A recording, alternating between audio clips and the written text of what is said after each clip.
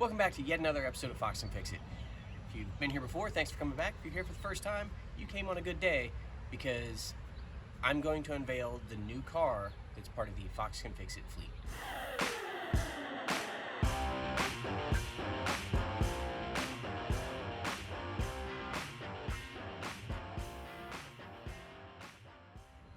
I think the best way to do this is for me to just go ahead and pull the car out first, and then we'll do the walk around and talk about it. All right, here we go.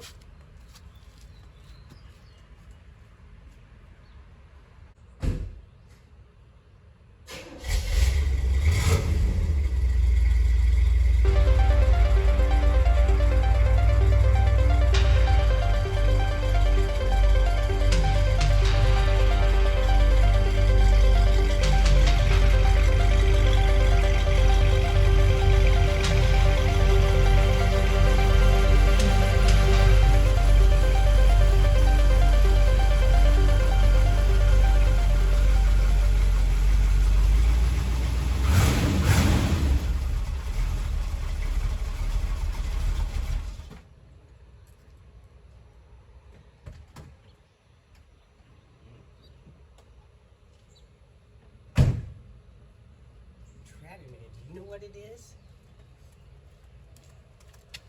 All right, well, there it is, and if you haven't guessed yet, it's a 1979 Corvette. Thanks for playing. All right, let's walk around. Okay, like I said, this is a C3 Corvette. It's a 1979 Corvette. This is the end, or the tail end of this swoopy body style, and you're heading into the wedges of the C4. Yeah, that's the Pontiac. That's not the Corvette. The Corvette's right here. But you're heading into cheese wedge land with C4s and C5s and C6s. So this is really the last of the really beautifully designed Corvettes, at least of this recording, that have a front engine. I do like the new mid-engine ones. Believe it or not, I actually inherited this car. This car used to belong to my dad. He's fine. He just can't drive it anymore. So he handed it down to me, which is fantastic. I got it as a Christmas present. Well, I got the keys in a little wooden box as a Christmas present. I got the car last month when the weather cleared up and it wasn't going to be horrible to get it here. Okay, good, check. Backstory done.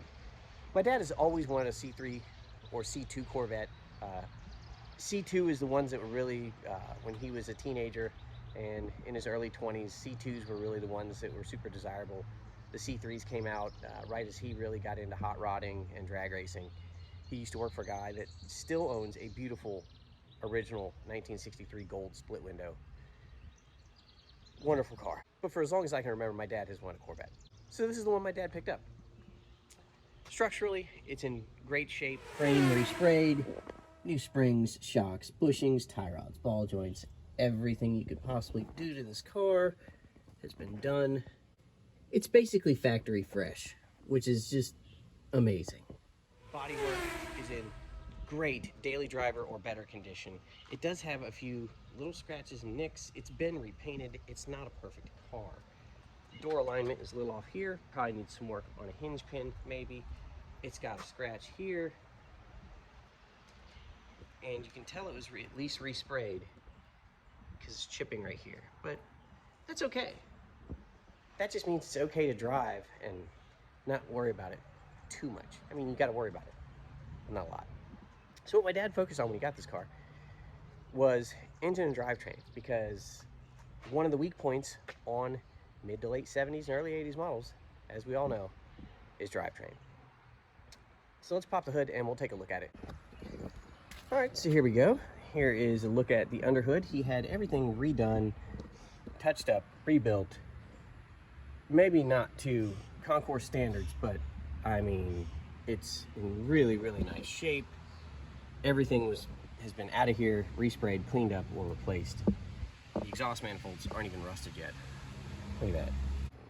Chrome valve covers and air cleaner.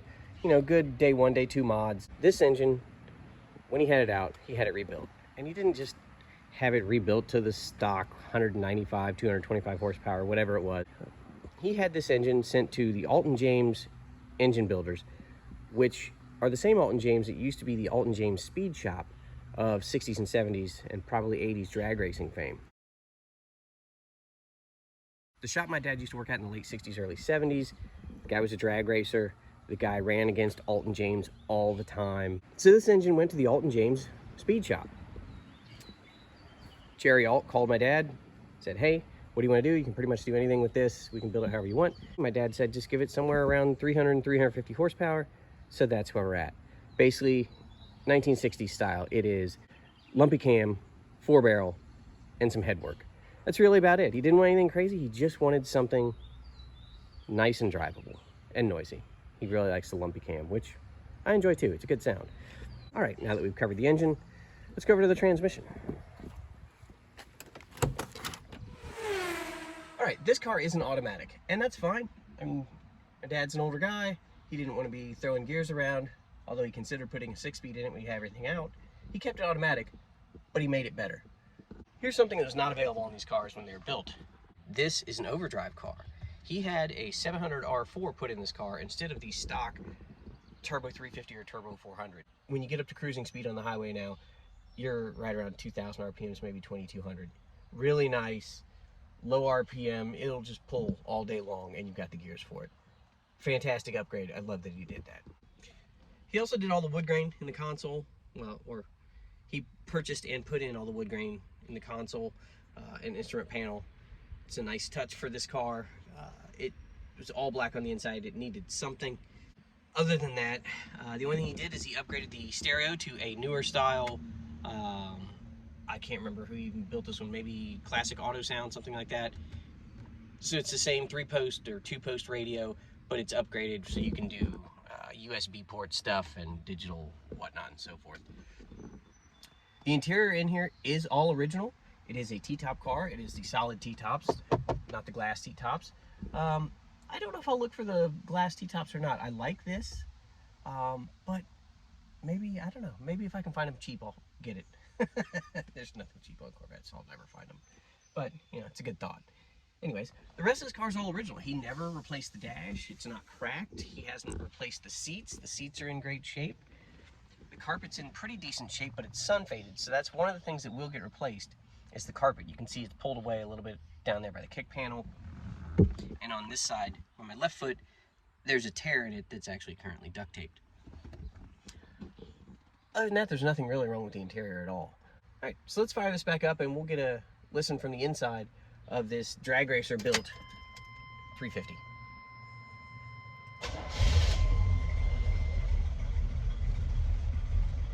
That nice, low, lumpy idle. That's what he wanted, and Jerry Alt delivered. So let's get out and listen to the exhaust. Come on, Evie, we gotta get out. There you go, good girl. Good girl. Hopefully this exhaust sound comes across pretty good.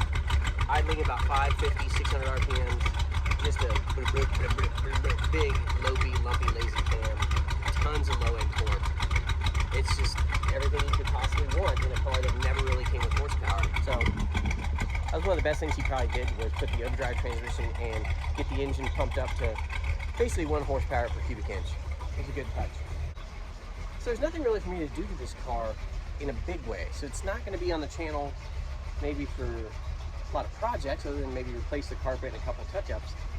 This will be the car that we'll take to any cruise-ins or car shows that we go to where maybe we do walk-arounds and visit everybody else's cars. There you go. That's the big reveal. This is part of the Fox Can Fix It fleet now. 1979 C3 Corvette with overdrive transmission and about 350 horsepower. I like it. I hope you do too. All right, everybody. Thanks for watching. Don't forget to like, share, and subscribe. If you got any comments or stories about Corvettes, leave them in the comments. I always love to hear people's stories about cars throughout their lives and how it made an impact on them or things they remember. So if you want to do that, that'd be fantastic. I would appreciate it a lot. That's all I got for today, so we'll see you next time.